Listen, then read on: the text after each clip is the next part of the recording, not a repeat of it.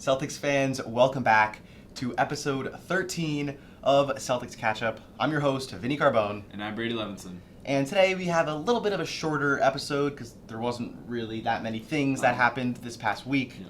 But nonetheless, we've got an all-star game to look over. We got a 7th straight win to look over. And we got some Jason Tatum MVP talk to go over. So Yes, we do. Before we get into that, cue the intro. Good ball fake, one more. Tatum! Oh, he caught one! So Brady, Jaylen Brown in his first ever dunk contest, maybe not even his last. He hinted at maybe coming back next year. He'll be back. But he made it to the final round. I mean, Mac McClung just is a incredible dunker. He is so talented in the air. It's all he can do, apparently. Well, yeah. Why is he in the G League? You're right. At least Jaylen Brown is on a championship-winning team, potentially. But it was still fun to watch. JB, in my opinion, a little bit underwhelming for Jaylen Brown. He didn't really execute his dunks as well as he could have, in my opinion, but that's besides the point. He still did good. It was fun. Everyone loved it, so that's what matters. But the All-Star game the next night, 2 Celtics players shined. And, I mean, Jason Tatum not entirely as good as he was last year, obviously, with the MVP, but still did pretty good. How did you see Tatum and Brown play in that All-Star game, Brady? I mean, both of them each only played 22 minutes, so obviously they didn't play a lot. But Jaylen Brown had 36 points in just 22 minutes, which is extremely impressive. Well, I know there's no defense in the All-Star game, but it's still quite impressive. Yeah. Tatum was actually really efficient as well. He had 8 for 13 from the field, 20 points. I mean, I know, again, it's the All-Star game, but it's still great to see that efficiency from him. Overall, it was nice to see them this year play on the same team. Eastern Conference, first time in All-Star game history that a team has scored 200 points, which is... That's a lot. It's a lot of points.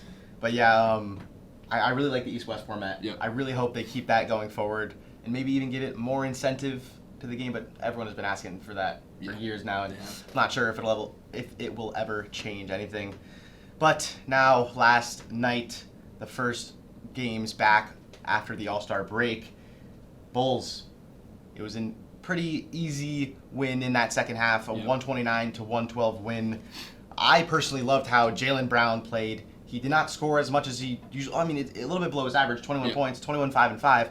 But he was extremely efficient, and I'd rather less points and more efficiency than 100%. More points and less efficiency, especially from Jaylen Brown, one of the two best players on the team. Yep. But Brady, talk to me a little bit about D. White and JT in their games against the Bulls. Yeah, D. White had a great game, 28 points, 5 assists, and honestly, he's kind of making a case for Defensive Player of the Year. He is. I saw some of that today. He had 2 steals and 3 blocks. The Celtics as a whole had 10 steals and 11 blocks, continuing to play amazing defense.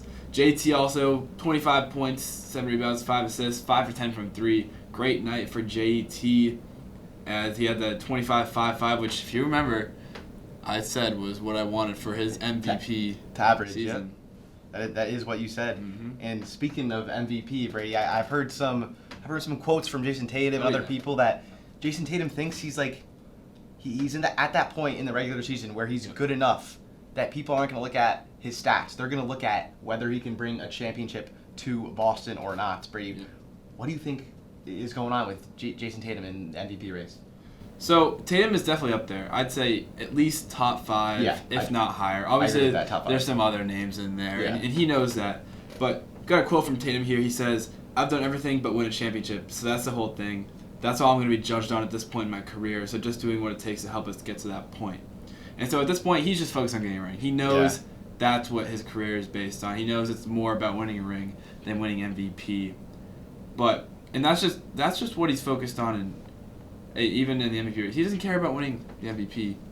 All he wants is a ring, and I think at this point it's shown his growth. He just wants to get there. He knows he's not going to have as many points per game as some of the guys in the MVP race, but he's hoping the voters will at least see that just the Celtics team dynamic is different and that he is still playing an invaluable role to this team. And I think that should definitely go into who wins an MVP is their team success. And I know it's the MVP usually is the most valuable player on a team, but that team's got to be good too. Yeah.